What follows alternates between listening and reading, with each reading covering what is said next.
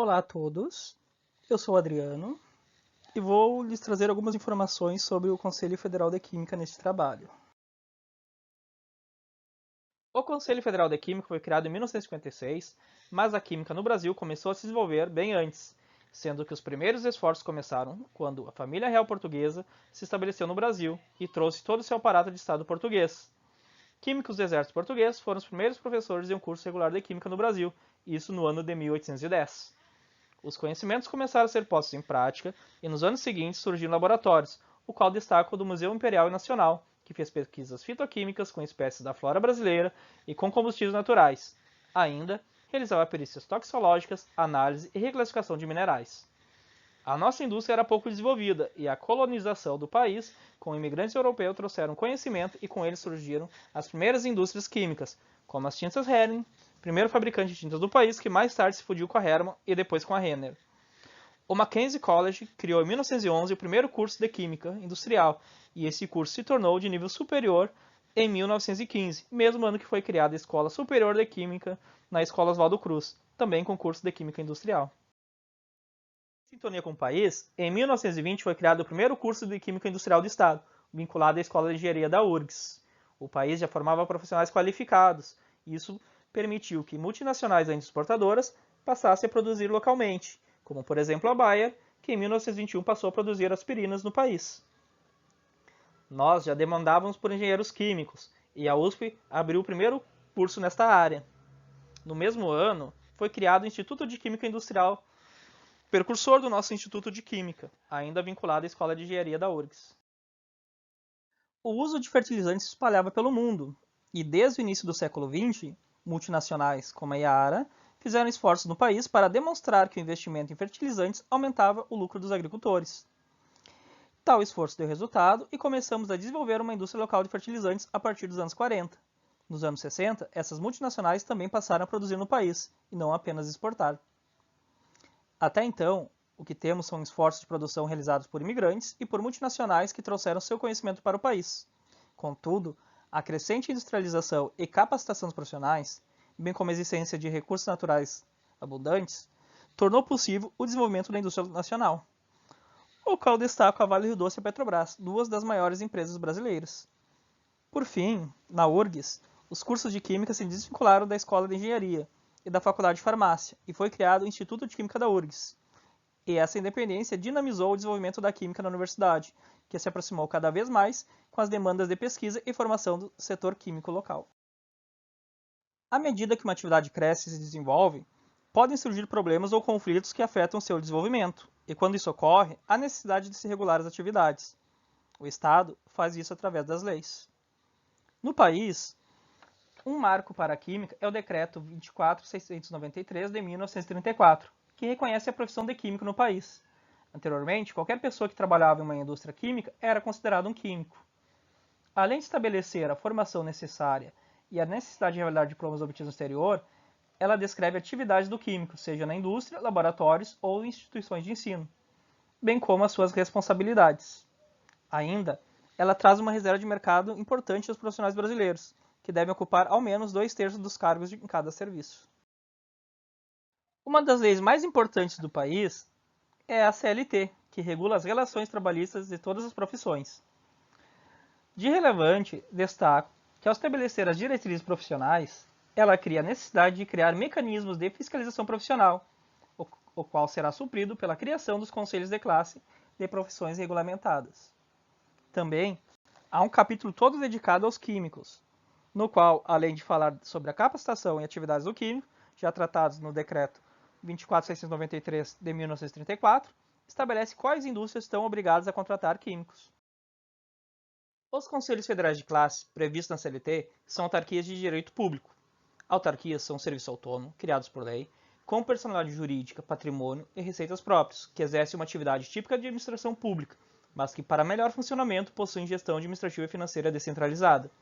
Dessa forma, elas prestam serviço típico de Estado, mas não estão no organograma estatal, não estando vinculadas a nenhum ministério ou departamento, tendo liberdade de gestão e atuação, dentro dos limites previstos em lei. Nesse sentido, os Conselhos Federais de Classe gozam de certa liberdade de atuação para registrar, fiscalizar e disciplinar profissionais e empresas que exerçam atividades da sua profissão, Porém, apesar da liberdade, cabe ressaltar que mesmo devem prestar contas ao Tribunal de Contas da União sobre a aplicação dos recursos utilizados no cumprimento das suas atividades autorizadas. Cada Conselho Federal de Classe tem uma lei específica de criação e é organizado nos limites dela. Por vezes, surgem dúvidas sobre determinada profissão ou atividade se ela deve responder a um ou outro conselho de classe específico. Como não há subordinação dos conselhos a nenhum ministério ou órgão federal, tais dúvidas devem ser resolvidas diretamente entre os conselhos de classe envolvidos.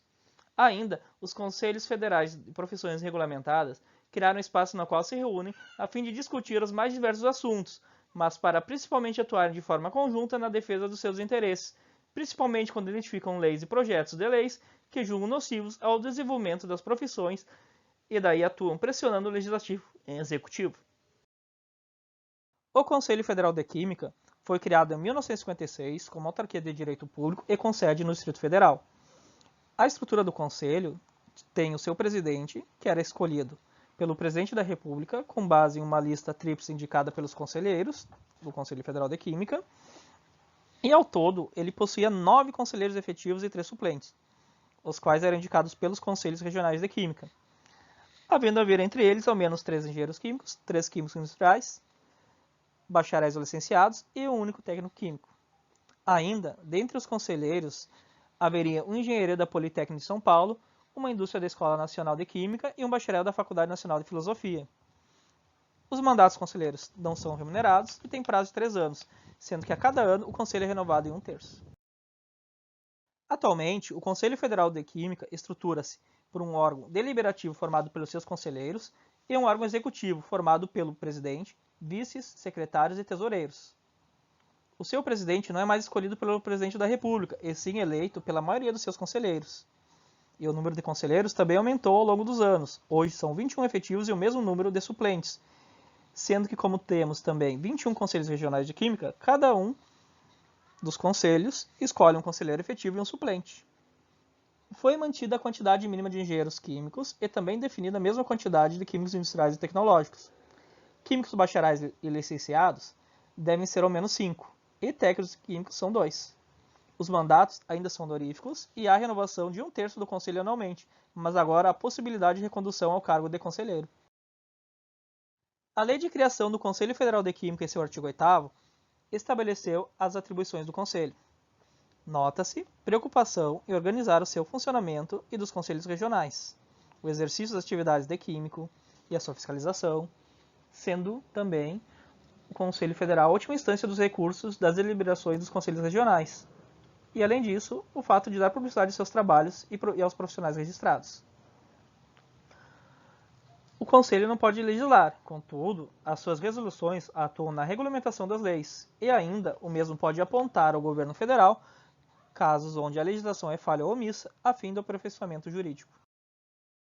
A Lei de Formação do Conselho Federal de Química trata de outros assuntos importantes, como o registro de profissionais e a fiscalização da profissão, a capacitação dos licenciados bacharéis em Química para realizar análises e pesquisas químicas, a capacitação dos técnicos químicos para trabalhar na indústria em análises químicas e na aplicação de processos químicos industriais, trata das taxas para registro de profissionais e empresas dos Conselhos Regionais de Química, para emissões de certificados de notação de responsabilidade técnica, das multas para profissionais e empresas que atuam em forma diferente a que estão autorizadas, e essas mesmas multas é que vão tratar do financiamento dos Conselhos Federal de Química e dos Conselhos Regionais.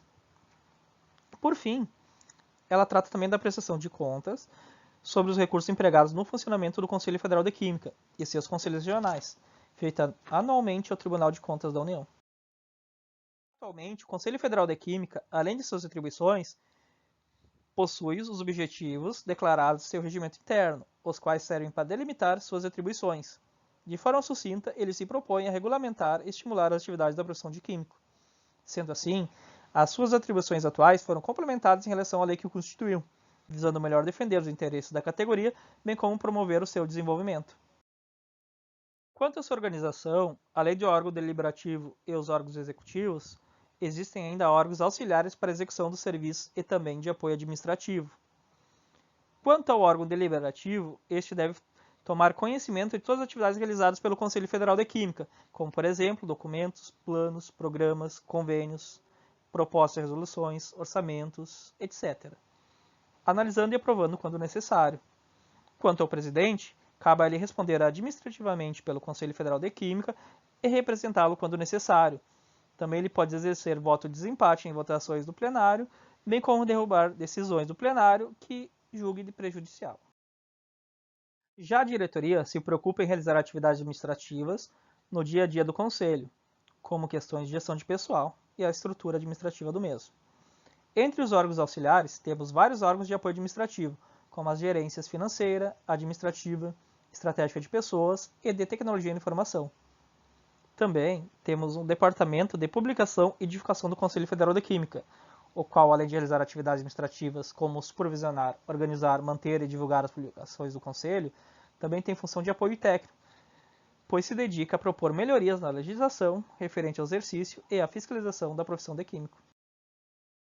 Aqui temos o organograma do Conselho Federal de Química, onde ele divide entre os órgãos que atentam mais à gestão administrativa do Conselho, que visam manter o funcionamento do mesmo, e os que cuidam de questões que afetam mais diretamente o exercício da profissão de químico.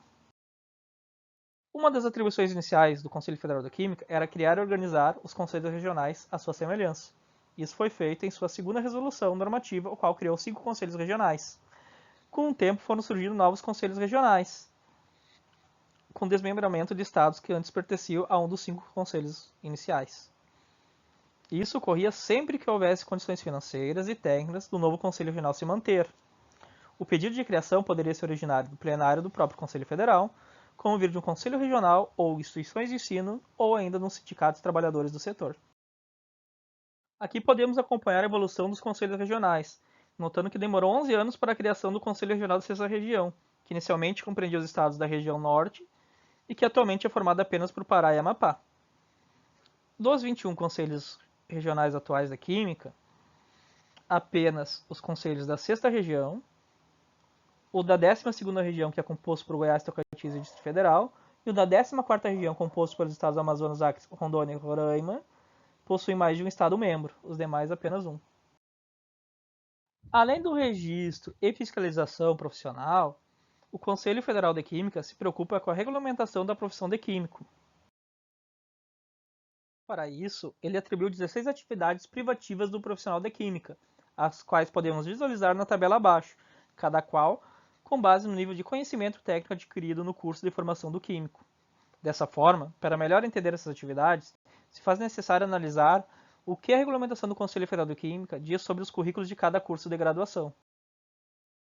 Os currículos de graduação obedecem à Resolução Ordinária 1511 de 1975 do Conselho Federal de Química, na qual considera cada crédito equivalente a 15 horas-aula ou 30 horas-aula práticas.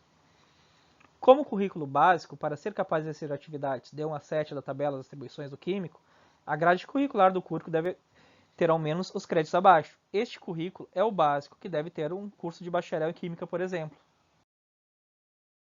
Para as atividades 8 a 13, a grade curricular deve ter, além dos créditos previstos no currículo básico, os créditos abaixo, que são voltados para atividades de produção, que são típicos de um curso de Química Industrial, por exemplo.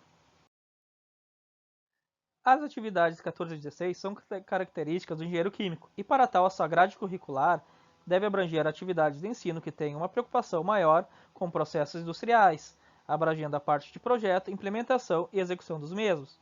Contudo, nota-se que há uma menor exigência quanto ao número de créditos das atividades do currículo básico, o que pode denotar uma menor capacitação do engenheiro para executar as atividades de 1 a 7. No exercício da atividade profissional, o químico possui deveres. O Código de Ética enfatiza isso, o que delimita os limites morais e éticos da atuação profissional, passando para a sociedade qual o papel e a responsabilidade do químico perante ela. Não estando a atuação do químico de acordo com o estabelecido no Código de Ética, o mesmo pode ser penalizado, inclusive pela perda do direito de executar sua profissão. Mas para isso, deve responder primeiro a um processo legal, onde após o recebimento de uma denúncia, é possibilidade ao acusado o direito de defesa, inclusive com direito a recurso no Conselho Federal de Química, no caso de condenação no CRQ. Quanto aos processos, eles devem ocorrer no Conselho Regional de Química de jurisdição, salvo para membros e ex-membros dos Conselhos Federais e Regionais de Químicas, os quais o processo deve ocorrer diretamente no Conselho Federal. A Comissão de Ética Profissional é quem fica encarregada de receber e julgar as denúncias referentes às infrações do Código de Ética. Aqui tem mais algumas resoluções com implicações importantes, como a que constitui o primeiro regimento interno do Conselho Federal de Química, resoluções que tratam sobre a obrigatoriedade de empresas de possuir profissionais de química e responsável técnico químico, complementando a legislação CLT dentro dos limites previstos na Lei de Formação do Conselho Federal de Química. Resoluções que tratam dos requisitos para emissão dos ARTs, instituição do Dia do Químico, que é o mesmo dia da Lei de Criação do Conselho Federal de Química, e a Lei 9.649 de 1998, que dispõe sobre a administração pública, em especial seu artigo 58, que trata dos Conselhos Federais de Classe e reforça a independência dos mesmos em relação ao Estado brasileiro. A química evoluiu no Brasil ao longo dos anos, e isso instigou o governo a regulamentar a atividade. No início, o governo se preocupou apenas em dizer que era o químico, e no decorrer abrangia as atividades, as indústrias, o currículo de formação, entre outras questões dos químicos. Isso elevou a qualidade de profissionais e empresas, contribuindo para o desenvolvimento da atividade química, o que melhorou a percepção da sociedade em relação aos produtos e serviços dos mesmos. Essa é a maior vantagem em ter uma profissão regulamentada. A regulamentação também criou um registro para profissionais e empresas que desejam trabalhar na área. E como para manter esse sistema de regulamentação da profissão e incentivo das atividades, não há recurso do orçamento do governo, os custos para manter esse sistema são custeados pelos profissionais e empresas abrangidos. Esse custo de registro e a renovação do mesmo é a maior reclamação por parte dos profissionais que possuem profissões regulamentadas. É certo que o Conselho Federal de Química contribuiu para melhorar a capacitação profissional e ajudou na criação de mercado profissional para a categoria, bem como para melhorar produtos e serviços do setor, atuando de forma a melhorar a legislação e organizar a fiscalização, atribuindo responsabilidades a profissionais e empresas e corrigindo eventuais desvios. Esse é o papel do Conselho Federal de Química, buscar o aperfeiçoamento de toda a atividade química no país.